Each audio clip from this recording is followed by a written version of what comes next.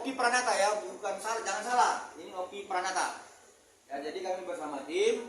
Jadi untuk pertama sekali kami akan menyampaikan penjelasan yang selama ini ya yang dituduhkan terhadap klien kami memiliki mengedarkan produk skincare yang berbahaya ya. Jadi pada kesempatan ini kami ingin sampaikan bahwa produk klien kami itu tidak seperti yang dituduhkan oleh masyarakat dalam media sosial. Nah, untuk kesempatan itu kami mintakan kesempatan Pak Sama Manulang untuk menjelaskannya.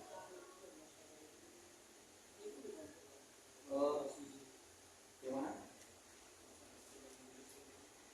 Enggak dulu, ini belakangan. Nah. Baik, terima kasih rekan-rekan pers atas kehadirannya terkait mengenai adanya narasi bahwa produk klien kami ini sangat berbahaya. Itu memang jelas kami bantah, karena apapun yang dinarasikan pihak ketiga itu tidak bisa dapat dibuktikan. Memang kami melihat ada beberapa review di media sosial, kami tidak perlu sebutkan, itu sudah seolah-olah menggiring opini bahwa produk klien kami ini sangat berbahaya. Dan bisa kami pastikan bahwa itu sudah sesuai dengan standar BPOM dan itu mempunyai izin edar. Jadi ketika ada para pihak yang mengatakan produk ini berbahaya, ini patut diduga ada konspirasi pihak ketiga yang mencoba menggiring opini seolah-olah produk dari klien kami ini berbahaya. Ini patut diduga ada persaingan bisnis ataupun ada unsur yang untuk menjatuhkan klien kami ini di mata publik.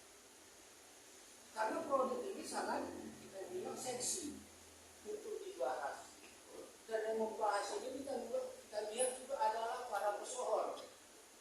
Dan kita lihat para pesohor ini kan mempunyai artinya buzzer atau apapun segala macam itu, ya kita lihat saja. Tapi pada faktanya kami garansi bahwa produk dari klien kami itu tidak berbahaya. Itu bisa dibuktikan. Ya. Ketika ada yang menarasikan bahwa ada pembelian dari produk ini, itu kami bantah. Karena penjualan terakhir dari produk kami ini adalah pada April 2024. Dan itu tidak pernah diperjualbelikan di e-commerce di Lazada. Dan itu diperjualbelikan di TikTok dan di Shopee. Dan untuk penjualannya yang terakhir itu adalah berbentuk voucher. Dan itu bisa kami buktikan. Dan selanjutnya masalah ini sudah ada pemanggilan terhadap saksi saudari S, yang nanti mungkin ada pemanggilan untuk keterangan tambahan. Nah, kebetulan beliau lagi sekarang saudari lagi umroh. Beliau yang persis mengetahui kapan pembelian, kapan produk ini diberhentikan penjualannya, bagaimana teknis untuk penggunaan daripada produk ini. Saudari S ini yang paling mengetahui. Tidak pernah, artinya klien kami maupun saudari S ini menyampaikan narasi bahwa produk ini boleh dipakai, artinya secara umum. Pihak kami selalu mengatakan bahwa produk ini bisa digunakan, harus dipilih dan ditangani oleh orang-orang yang berkompeten untuk menangani. Jadi untuk sementara ini yang bisa kami sampaikan, bahwa produk kami itu sudah kami tarik berhenti penjualannya pada bulan April tahun 2024. Mengenai adanya penggiringan opini, yaitu di dalam YouTube seolah-olah produk ini adalah milik kami, ya memang itu sangat mirip. Ya, untuk itu kami berharap juga bagi para penyidik untuk memanggil pihak-pihak yang menarasikan bahwa produk kami itu bermasalah. ini yang bisa disampaikan untuk sementara ini. Silakan rekan Sono ingin menambahkan. Terima kasih Ketua. Jadi perlu rekan-rekan ketahui bahwa klien kami menjual produk itu di sekitar tahun 2023 April, dari bulan April. Dari bulan April awalnya produk itu dijual melalui e-commerce. Dan dalam perkembangannya di April kita karena ada kebijakan dan melalui online dijual kembali melalui voucher dengan menggunakan voucher pada bulan Mei. April terakhir. April tahun 2024. Jadi perlu kawan-kawan ketahui bahwa ada narasi bahwa BPOM pernah menarik produk itu. Namun perlu juga kawan-kawan ketahui yang ditarik itu bukan produknya. Yang ditarik itu jadi ada peraturan dari Menteri Kesehatan bahwa produk itu tidak boleh dilengkapi dengan jarum suntik. Karena waktu produk klien kami itu diedarkan masih ada jarum, sehingga kami tarik kembali produk Sinyal itu. GPS Dan hilang. terakhir ditarik pada tahun 2024 bulan April. Adapun BPOM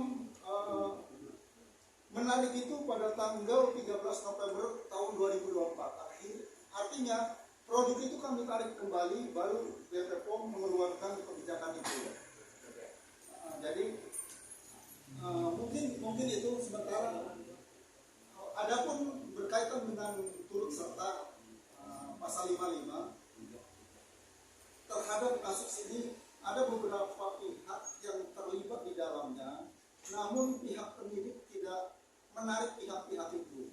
Untuk itu kami mohon kepada pihak penyidik, orang-orang yang katakanlah keterkaitan dengan masalah ini, mohon untuk diperiksa kembali supaya dihadirkan, supaya perkara ini betul-betul terang benderang. Mungkin itu. Ya, baik. Jadi pada intinya adalah Perlu saya tambahkan satu lagi. Jika ada pihak-pihak yang menyatakan dan menarasikan bahwa itu adalah produk kami, tolong itu dibuktikan dengan bukti pembeliannya. Benarkah bahwa produk itu dibeli, itu produk kami, dan kapan dibelinya? Silahkan itu dibuktikan bahwa bukti pembeliannya itu kapan dan di mana, apakah itu produk kami atau bukan. Yaitu silahkan dibuktikan. Itu silahkan nanti pihak penyidik untuk mencari tahu sampai sejauh mana keterlibatan para pihak-pihak ini. Terima kasih. ya, jadi intinya adalah kesimpulannya dari Bapak ini adalah meminta kepada pihak penyidik ya, pihak penyidik untuk meminta keterangan terhadap inisial S ya yang pernah mereview produk klien kami, dan kemudian mempertanyakan kepada inisial S kapan dan di mana dia membeli produk yang dituduhkan berbahaya yang milik klien kami. Yang kedua, silakan ya inisial S membuktikan bukti pembeliannya agar ini tidak menjadi tuduhan-tuduhan yang sesat ya, karena secara dokumen yang kami observasi bahwa klien kami sudah tidak lagi menjual April 2024 ya. Sekali lagi kita memintakan ya agar penyidik ya untuk memanggil inisial S ya untuk memberikan keterangan terhadap apa yang kami sampaikan, agar tidak lagi ya masyarakat atau siapapun menuduhkan bahwa klien kami itu pernah mengedarkan produk-produk yang berbahaya. Ya, itu dari Pak Sambuang dan Pak Darsono. Dan kemudian terkait kemarin ya pemeriksaan lanjutan ya, itu adalah merupakan pemeriksaan berdasarkan petunjuk ya P19 ya dari kejaksaan kepada penyidik, kemudian penyidik untuk kembali memanggil klien kami. Terhadap itu kami mintakan saudara Dedok ya dan Oki Pranata untuk menyampaikan apa hasil pemeriksaan kemarin. Silakan. Baik, terima kasih rekan-rekan semua. agenda kita kemarin itu adalah untuk BAP tambahan terhadap pelapor dan saksi. Jadi kami beranggapan bahwa pertanyaan-pertanyaan yang diajukan oleh penyidik kemarin itu adalah sebuah petunjuk. Nah, jadi pertanyaan yang diberikan itu salah satunya adalah bagaimana awal mula perkenalan pelapor dan saksi ini dengan tersangka NM dan IM. Nah, selanjutnya semalam kemarin kami juga ada menyerahkan berupa bukti petunjuk, ada 25 bukti petunjuk yang kami serahkan kepada penyidik, dan kita berharap semoga itu bisa dijadikan bahan pertimbangan untuk mengambil langkah hukum ke depannya. Nah, selain daripada itu ada juga pertanyaan dari penyidik mengenai yang saya bilang tadi sebelumnya, bahwa bagaimana rincian awal mula si pelapor dan saksi ini mengenal tersangka NM dan IM. Itu saja dari saya. Terima kasih. Oke, baik, saya tambahkan terhadap pertanyaan-pertanyaan yang lain. Penyidik ada menanyakan bagaimana rangkaian peristiwa Saudara O mengarahkan klien kami untuk menghubungi IM dan NF. Dan seperti yang disampaikan sebelumnya, bahwa kami yakin kenapa harus dua orang ini ditersangkakan, karena kami memiliki bukti yang cukup real yang selama ini masih kami simpan dan kemarin sudah kami serahkan terhadap penyidik, yang dimana narasi dalam video tersebut ada menyebutkan bahwa untuk menghentikan ini semua sumpah azam mulut si NM.